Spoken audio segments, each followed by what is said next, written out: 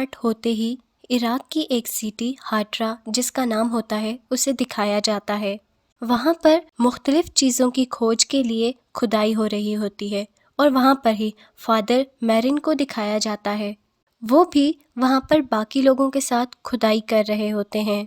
खुदाई के दौरान उन्हें एक तावीज़ मिलता है और वो तावीज़ शैतान खुदुदू का होता है।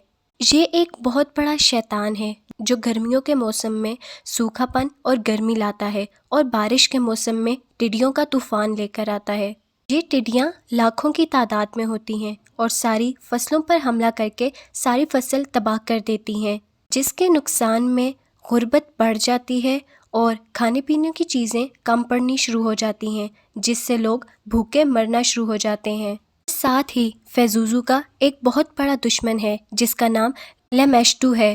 लेमेश्टू भी एक शैतान है और सबसे बुरा काम वो ये करता है कि वो मदर और उसके बच्चों को नुकसान पहुंचाता है। वो बच्चों को माँ से छीन लेता है और फिर उनका खून पीता है। फिर इसीलिए लोग फेजुजू का सहारा लेते हुए माँ और बच्चे को सेफ रखते हैं। हालांकि फेजुजू भी एक शैतान है, लेकिन लोग अपनी हिफाजत के लिए उसे यूज़ करते हैं क्योंकि वो दूसरे शैतान लेमेस्टू से उनको बचा कर रखता है।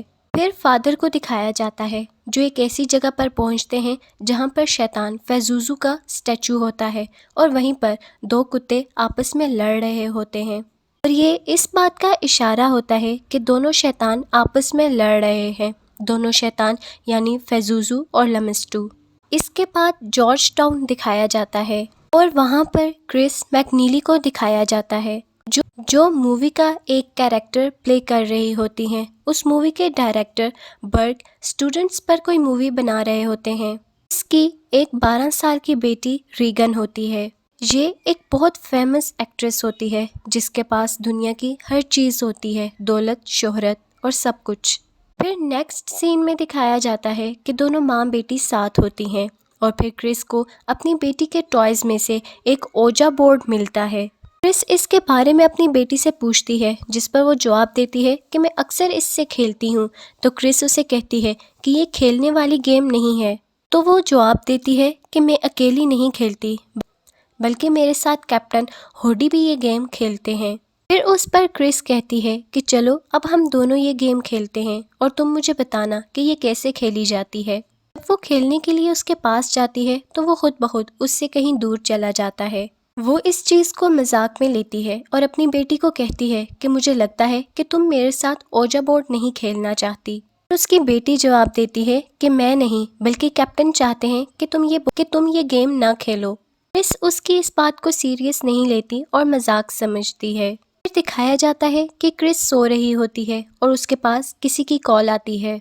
क्रिस जब फ़ोन सुनने के लिए उठती है तो देखती है कि उसकी बेटी भी उसी के पास सो रही होती है। तो वो अपनी बेटी से पूछती है कि तुम मेरे पास क्यों सो रही हो। तो वो जवाब देती है कि मैं सो रही थी तो मेरा बेड बहुत ज़ोर से हिलना शुरू हो गया था, जिसकी वजह से मैं उस पर नहीं सो पाई, तो आपके पास आ गई हूँ। क्रिस उसकी बात पर ज़्यादा गौर नहीं देती और उसे लगता है कि शायद इसने कोई बुरा ख्वाब देखा होगा। फिर क्रिस बाहर चली जाती है और फिर उसे लॉक्ड रूम से कुछ आवाज़ें सुनाई देती हैं। ये आवाज़ें वो पहले भी सुनती रहती थी। वो अपर फ्लोर पर जाकर देखती है लेकिन वहाँ पर उसे कुछ भी नज़र नहीं आता। अगले दिन क्रिस रीगन को एक डॉक्टर के पास लेकर जाती है। जब डॉक्टर उसे चेक कर रहा होता है तो वो डॉक्टर के साथ बहुत मिसबिहेव करती है और बहुत बुरा भला भी कहती है। डॉक्टर उसको बताते हैं कि उसकी बेटी को नर्व प्रॉब्लम हो गई है जिसकी वजह से वो इतनी एग्रेसिव हो गई है, लेकिन अगर इसका ट्रीटमेंट ना हुआ तो ये आगे जाकर बहुत बड़ा मसला बन सकता है। तो उस पर क्रिस डॉक्टर से कहती है कि उसकी बेटी को कोई भी बीमारी नहीं है। उस पर डॉक्टर कहते हैं कि रीगन के फादर उसके साथ नहीं रहते और ना ही कभी उनने कांटेक्ट किया है। शायद इसी वजह से वो इतनी एग्रेसिव हो गई है, डिप्रेशन में जा रही है। उसके बाद फादर कैरिस को दिखाया जाता है। फादर कैरिस का भाई उसकी मदर को किसी मेंटल हॉस्पिटल में एडमिट करवा देता है और इस बात को लेकर कैरिस की मदर बहुत ज़्यादा सैड हो जाती हैं। उनकी मदर एक बूढ़ी औरत होती हैं जिनका पाँव अब फ्रैक्चर होता है। वो किसी भी डॉक्टर को अपना ट्रीटमेंट करवाने नहीं दे रही होती, इसीलिए उनके एडमिट होने की वजह भी यही होती है। फादर कैरिस चाहते थे कि वो अपनी मदर को इस हॉस्पिटल से निकाल के किसी अच्छे हॉस्पिटल से उनका ट्रीटमेंट करवाएं, लेकिन वो ये अफोर्ड नहीं कर सकते थे। फिर उनकी मदर की डेथ हो जाती है और वो बहुत ज़्यादा सैड हो जाते हैं। इधर क्रिस अपने घर में एक पार्टी रखती है और पार्टी के दौरान उसकी बेटी आ जाती है। वहाँ पर वो एक गेस्ट से कहती है कि उसकी डेथ इसी घर के ऊपर वाले फ्लोर में हो, और यही कहते दौरान वो वहीं पर यूरिन कर देती है।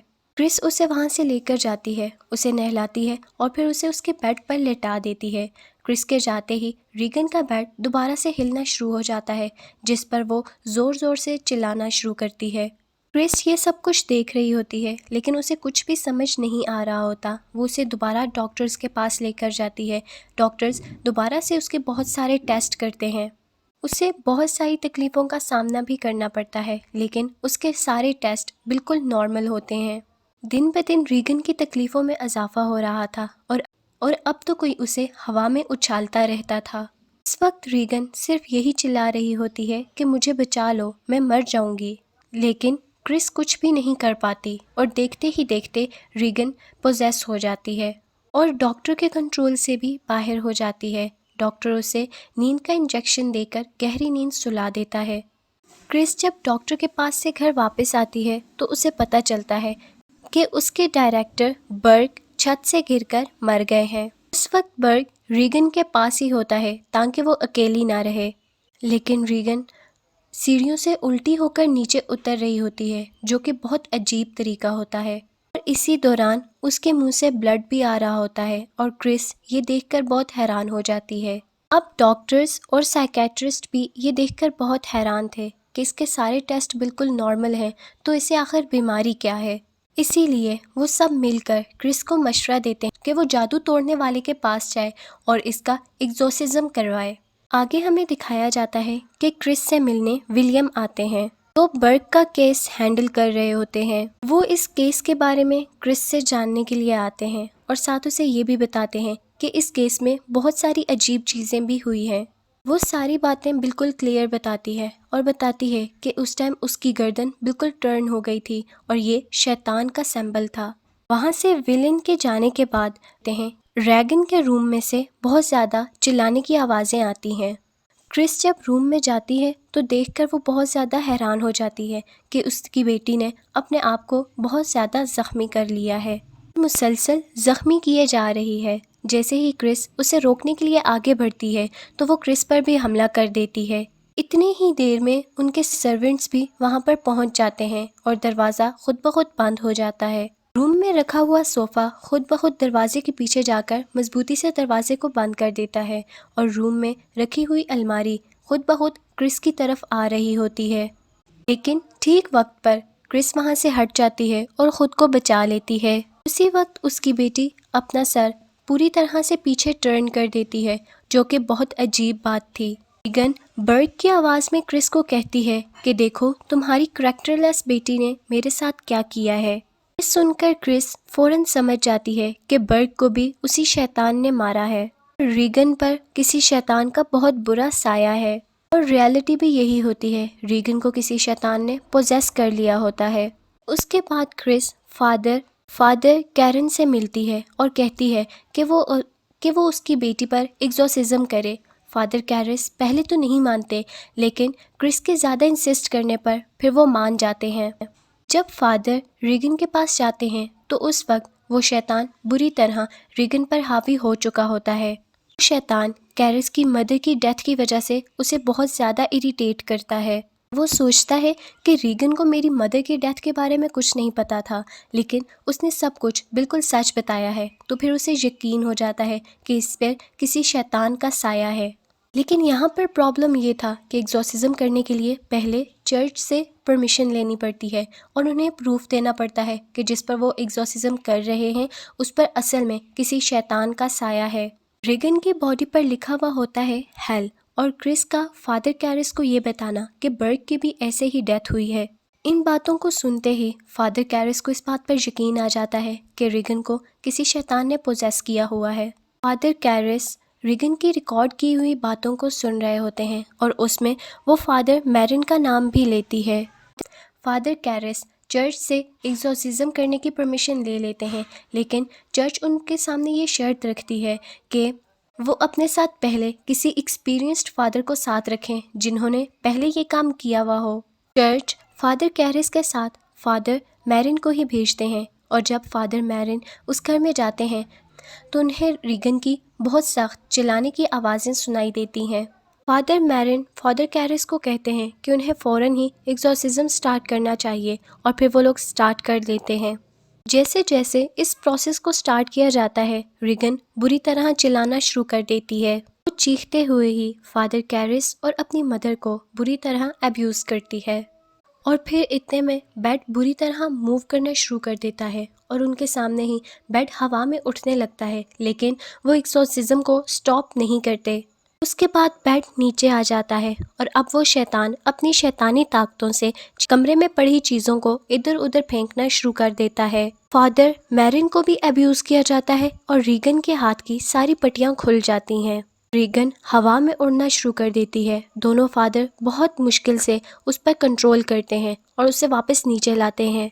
इसी दौरान फादर मैरिन को शैतान से जुजू का साया नजर आता है। यहाँ पर फादर कैरन शैतान की बातों से बहुत दुखी हो रहे होते हैं क्योंकि वो उन्हें उनकी मदर की डेथ का रिस्पॉन्सिबल ठहरा रहा होता है। उसके बाद फादर कैरिस एक्सॉर्सिज्म स्टार्ट करते हैं और वो जो ही उसके पास जाते हैं तो वो उसकी मदर की आवाज़ में बोलना शुरू कर देता है और वो ये एक बार फिर ब्लेम करता है कि उनकी मदर को उसी ने ही मारा है। उस दौरान फादर कैरन अपने आप पर कंट्रोल नहीं कर पा रहे होते और फादर मैरिन उन्हें कहते हैं कि तुम इस टाइम यहाँ से बाहर चले जाओ और फादर मैरिन दोबारा से एक्सॉर्सिज्म अकेले ही स्टार्ट करते हैं। कुछ टाइम के बाद फादर कैरन भी अंदर आ जाते हैं और वो ये देखकर हैरान हो जाते हैं कि उस शैतान ने फादर मैरिन को भी मार डाला है। ये देखकर फादर कैरन को बहुत गुस्सा आता है और वो शैतान को कहते हैं कि वो रीगन की बॉडी को छोड़कर उनकी बॉडी में आ जाए। वो शैतान बिल्कुल वैसे ही करता है। वो रीगन की बॉडी को छोड़कर फादर कैरिस की बॉडी में आ जाता है और फादर कैरन उस शैतान के मिशन को रोकने के लिए अपनी ज़िंदगी को ही सेक्रीफाइस कर देते हैं। वो उस रूम की खिड़की से ही छलांग लगा देते हैं। उनके नीचे गिरते ही बहुत सारे लोग वहाँ पर आ जाते हैं और फादर कैरिस के दोस्त भी वहीं पर आ जाते हैं और फादर कैरिस की इस दुनिया को छोड़ जाने में उनकी हेल्प करते हैं। रीगन अपनी असली हालत में आ जाती है और वो अपनी पुरानी सारी बातें भूल चुकी होती है। उसे पुरानी कोई भी बात याद नहीं होती।